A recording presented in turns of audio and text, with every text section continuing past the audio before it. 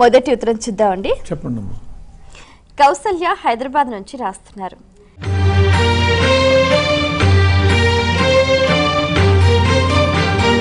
సీతారాములు చాలా సంవత్సరాలు విడిగా ఉన్నారు కదా, వాళ్ళు అన్యోన్య దంపతులు ఎలా అయ్యారు? మనుష్యులు దగ్గర ఉన్నారా దూరంగా ఉన్నారా అనేటటువంటిది వాళ్ళ అన్యోన్యతకి గీటురాయి కాదు. యథార్థంగా ఇవాళ మనం చూస్తే చాలామంది ఉద్యోగరీత్యా కానివ్వండి, పరిస్థితుల రీత్యా కానివ్వండి దూరంలోనే ఉంటారు. కానీ వాళ్ళ ప్రేమ, వాళ్ళ మధ్య ఉన్నటువంటి అనుబంధము, వాళ్ళు అన్యోన్యంగా ఉన్నారా విరోధంగా ఉన్నారా అనేటటువంటి దాన్ని ప్రకటిస్తుంది. కొందరు ఇంట్లోనే ఉంటారు, కలిసే ఉంటారు, ఒక ఇంట్లోనే ఉంటారు, కానీ ఎడమొహం పెడమొహంగా జీవిస్తూ ఉంటారు. జీవితాంతం కూడా ఆమె కుసించిపోతూనే ఉంటుంది, ఇంట్లోనే ఉంటుంది. అది అన్యోన్య దాంపత్యము. దగ్గర ఉండటము దూరం ఉండటము అనేటటువంటిది కాదు, వాళ్ళ మనస్సులో ఉండేటటువంటి పరస్పర అనురాగం, అది వాళ్ళ అన్యోన్య దాంపత్యానికి నిదర్శనము.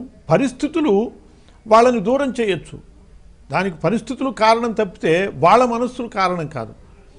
సీతామ్మవారు దూరం అయిపోయాక రాముడు పొందినటువంటి దుఃఖం మనం చూసేటట్లయితే ఆ లక్ష్మణుడి దగ్గర ప్రకటించినటువంటి పరిస్థితి, పంపా సరోవర ప్రాంతంలో కానీ, లేదు ప్రశ్రవణ పర్వతం ప్రాంతంలో రాముడు ఒంటరిగా ఉండి లక్ష్మణుడితో మాట్లాడేటప్పుడు కానీ, ఆ సీతాదేవిని గురించి ఎన్నో మాటలు స్పృహ తప్పి పడిపోవటం జరిగింది. రాముడు సీతని తలుచుకుని అలా మూర్ఛిల్లేవాడు. ఆ సీతని గురించి ప్రకృతిలో ప్రతి అందాన్ని చూసి, ఆ అందంలో సీతని చూసి వాపోయినటువంటి పరిస్థితి మనం చూసినప్పుడు నిజంగా మనకి కూడా హృదయం తరుక్కుపోతుంది. అటువంటి ఆ ప్రేమ ఎంత ఉంటే ఆ అనుభూతి రాముని యందు ఉంటుంది. అలాగే సీతాదేవి విషయంలో కూడా సీతాదేవి రాముణ్ణి వదిలి ఒక్క క్షణము కూడా ఉండలేదు.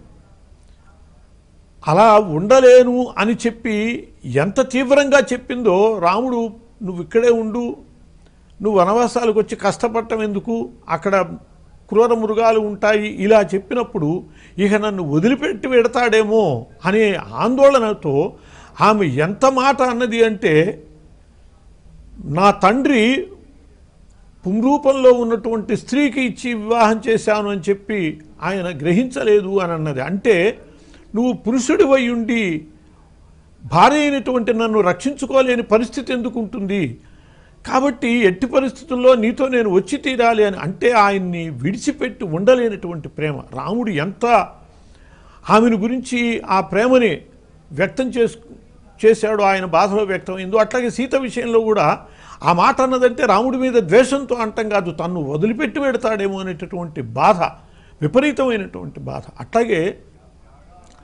రాముణ్ణి గురించి ఆ మారీచుడు హా లక్ష్మణ హా సీతే అని చెప్పి వాళ్ళని స్మరిస్తూ చచ్చిపోయాడు మారీచుడు. సీతాదేవికి భయం వేసింది, రాముడికి ఏమైందో.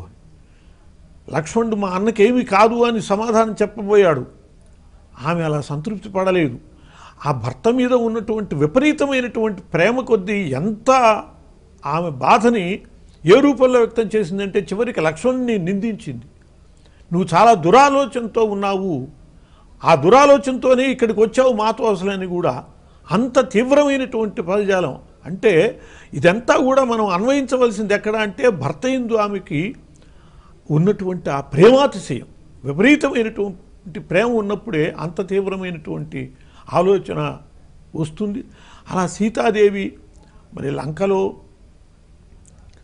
ఆమె అనుభవించేటటువంటి కష్టాల్లో కూడా రాముడి గురించి పడ్డటువంటి బాధలు అవి చూసినప్పుడు ఆయన గురించి అనుకునేటటువంటివి మనకి వాళ్ళిద్దరి మధ్య ఉన్నటువంటి ప్రేమ, విపరీతమైనటువంటి ఆ ప్రేమాతిశయం మనకి ప్రకటమవుతుంది. ధర్మం కోసమని, పరిస్థితుల కోసమని వాళ్ళు దూరం ఉన్నారే తప్పితే వాళ్ళ మనస్సులు ఎప్పుడూ కూడా పూర్తిగా ఆంజనేయ స్వామి అంటాడు, ఆమె మాటల్లో నిజంగా రామునికి సరైనటువంటి ధర్మపత్ని ఆమె అని చెప్పి, అట్లా ఇద్దరి యందు కూడా అలాంటి ఆ అన్యోన్యత మనకి ప్రకటమవుతుంది. అది మనం చూడాల్సినటువంటి